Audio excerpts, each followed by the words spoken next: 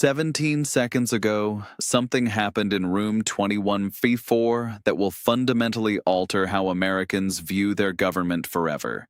FBI Director Kash Patel, sitting at the witness table with his usual composed demeanor, was asked a direct question that cut through months of bureaucratic deflection. The question came from Congresswoman Alexandria Ocasio-Cortez, her voice steady but loaded with prosecutorial precision. Director Patel, she said, who specifically ordered you to classify and hide the Epstein investigation files scheduled for public release 6 months ago? The silence that followed wasn't the typical pause of someone gathering thoughts. This was the heavy silence of a man who realized his carefully constructed walls were crumbling in real time, broadcast live to millions. Patel's face went through micro-expressions captured by every camera. First, recognition of the trap. Second, calculation of possible responses. Third, something that looked like fear. The hearing started as routine FBI budget oversight at 9:47 a.m. Chairman Jim Jordan opened with standard Republican talking points about border security. Democratic members pressed usual concerns about civil liberties. For 2 hours, Patel delivered practiced responses with bureaucratic efficiency, deflecting sensitive questions with references to ongoing investigations. But AOC had come prepared. She carried a manila folder, unremarkable, except for red classification stamps along its edges. When her questioning time arrived at 11:53 a.m., the room's energy shifted. Patel noticed the folder immediately, his eyes tracking to it before returning to her face. Observers could see slight tension enter his shoulders. The Congresswoman opened with a seemingly innocuous question about FBI document retention policies. Patel relaxed slightly, launching into his standard explanation about comprehensive backup systems and rigorous preservation protocols. He emphasized the Bureau's commitment to transparency while maintaining necessary security classifications. His confidence was returning, visible in the way he leaned back in his chair and made direct eye contact with committee members. Then AOC opened her folder with precision, removing a document bearing official FBI letterhead and classification markings. The paper caught the lights, and experienced Washington observers recognized what they were seeing. This wasn't a leaked document. This was an official FBI internal memorandum, properly declassified and legally obtained. The document was dated November 15, 2025, just 3 months ago. AOC held it at exactly the right angle for cameras to capture the FBI seal while keeping the text readable only to her.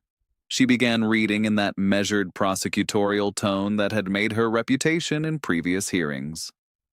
The memorandum detailed a meeting between FBI Director Patel and unnamed White House officials regarding the classification status of investigative materials related to Jeffrey Epstein's criminal network. According to the memo, authored by FBI Deputy Director Sarah Martinez, the meeting occurred on November 12th, 3 days before the document's creation. Present were Director Patel, 2 White House counsel attorneys, and a senior advisor whose name was redacted. The meeting's stated purpose was reviewing the classification level of documents scheduled for release under the Freedom of Information Act. But the memo's most explosive detail came in paragraph 4. Deputy Director Martinez wrote that she had personally reviewed the documents in question and found no legitimate national security justification for continued classification. The files contained witness testimony, financial records, and investigative summaries that met all standard criteria for public release. She specifically recommended immediate declassification and release to comply with pending FOIA requests and congressional subpoenas. The memo then documented what happened next. Director Patel, according to his own deputy's written account, overruled the recommended declassification. He ordered the files reclassified at a higher security level, effectively making them inaccessible to congressional oversight and FOIA requests. Most damaging of all, Martinez noted that this decision came immediately after Patel's private conversation with the unnamed White House senior advisor. When AOC finished reading these details, the hearing room had gone completely silent. Patel sat motionless at the witness table, his face drained of color. His team of FBI attorneys, seated directly behind him, were frantically passing notes and whispering urgent consultations. The lead attorney, a seasoned Washington veteran named Marcus Webb, leaned forward to get Patel's attention, but the director seemed unable to process anything happening around him. This was the moment that would define everything that followed. AOC set the document down carefully, positioned so the cameras could clearly capture the official FBI letterhead and classification markings. She looked directly at Patel with the focused intensity of a prosecutor about to deliver a kill shot. "Director Patel," she said, "this memo indicates that you personally overruled your own deputy's recommendation to release these files after meeting with White House officials. So I'm asking you directly, who specifically instructed you to hide these Epstein investigation files from the American people?" The question hung in the air like smoke after an explosion. Every person in that room understood they were witnessing something unprecedented. This wasn't political theater or partisan grandstanding. This was a sitting FBI director being confronted with documented evidence of what appeared to be political interference in a federal criminal investigation. Patel's response, or lack thereof, would become the most replayed clip in congressional hearing history. His mouth opened slightly, as if to speak, then closed again. His hands, which had remained steady throughout hours of previous questioning, began to tremble almost imperceptibly. The tremor started in his fingers and spread to his entire hand as he reached for his water glass. When he lifted the glass, the shaking was visible enough that water sloshed against the sides. For 27 seconds, Patel said nothing. In congressional hearings, 30 seconds of silence is an eternity.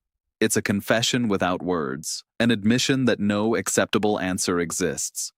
The cameras captured every second of his struggle, zooming in on his face as emotions played across his features. Confusion, calculation, panic, and finally something that looked like resignation. When he finally spoke, Patel's voice had lost its earlier authority. "Congresswoman," he began, his tone strained and uncertain, "I don't recall the specific details of every meeting or classification decision. There are numerous factors that go into these determinations, including interagency coordination and ongoing investigative considerations that may not be reflected in individual memorandums." But AOC wasn't accepting bureaucratic deflection. She pulled out a second document, this one bearing White House letterhead. "Director," she said, "this is a visitor log from the White House showing your presence there on November 12th, the exact date mentioned in your deputy's memo. You met with Chief of Staff Reince Priebus and Senior Advisor Stephen Miller for 47 minutes. Immediately afterward, you returned to FBI headquarters and ordered the Epstein files classified at the highest security level. The precision was devastating. AOC had documentation proving not just that the meeting occurred, but exactly who attended and how long it lasted. She had traced a direct line from White House contact to the classification decision that buried the Epstein files. This wasn't circumstantial evidence or political speculation. This was a documented timeline showing apparent political interference in federal law enforcement. Patel tried to recover with standard Washington damage control techniques. He began explaining the complexity of interagency coordination and the need for thorough legal review of sensitive materials. He cited ongoing investigations that required careful handling of related documents. He invoked national security protocols and witness protection concerns. But AOC cut through every deflection with surgical precision. "Director," she said, "your own deputy director stated in writing that these documents posed no national security risk and should be released immediately. She found no ongoing investigative concerns that would justify continued classification. The only thing that changed was your meeting with White House officials, so I'm asking again, what did they tell you to do with these files?" This was the critical moment. Patel looked around the hearing room, his eyes moving from the cameras to his attorneys to the committee members. Everyone could see him weighing his options, calculating the political and legal consequences of different responses. His attorneys were leaning forward, ready to intervene, but they had no good options either. The documentary evidence was too clear, the timeline too precise. Finally, Patel made the decision that would end his career in federal law enforcement.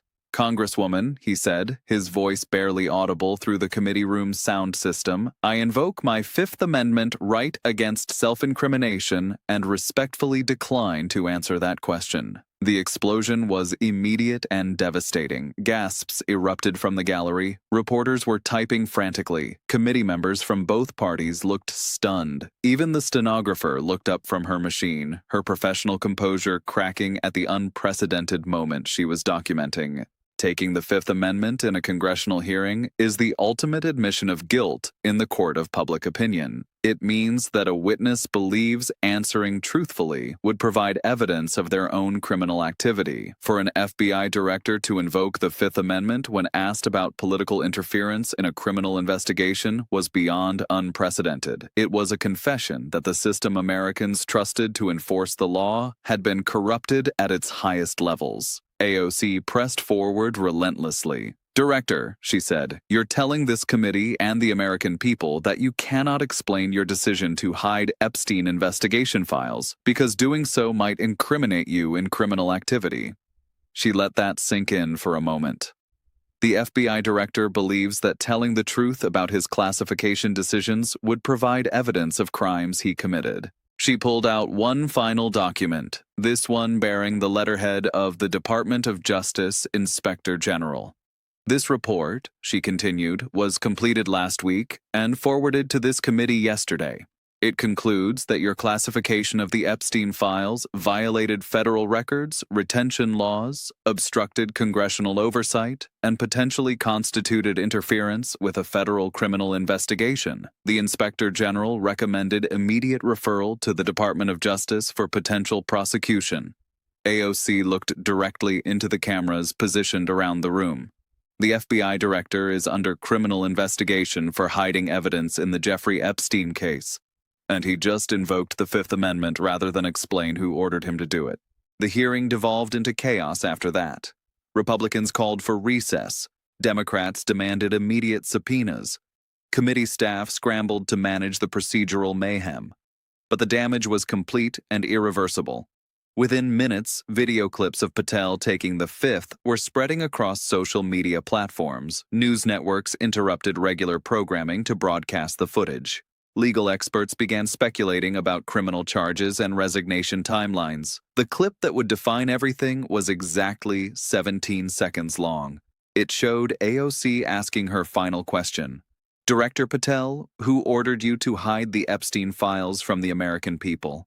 Then it showed Patel's face draining of color, his trembling hands, and his barely audible invocation of the Fifth Amendment. 17 seconds that exposed the biggest corruption scandal in FBI history. By evening, hashtags demanding Patel's resignation were trending worldwide. Congressional leaders from both parties were calling for immediate investigations. The White House was refusing to comment, a telling silence that Washington insiders recognized as preparation to cut loose a political liability. And somewhere in FBI headquarters, Kash Patel was probably realizing that his career in federal law enforcement was over. Sometimes accountability requires nothing more than the right question asked at the right moment with the right evidence. Alexandria Ocasio-Cortez had asked that question. Kash Patel's silence had provided the answer. And 17 seconds of congressional testimony had revealed that the highest levels of American law enforcement had been compromised to protect powerful people connected to Jeffrey Epstein's criminal enterprise. The investigation was just beginning, but the cover-up was finally exposed.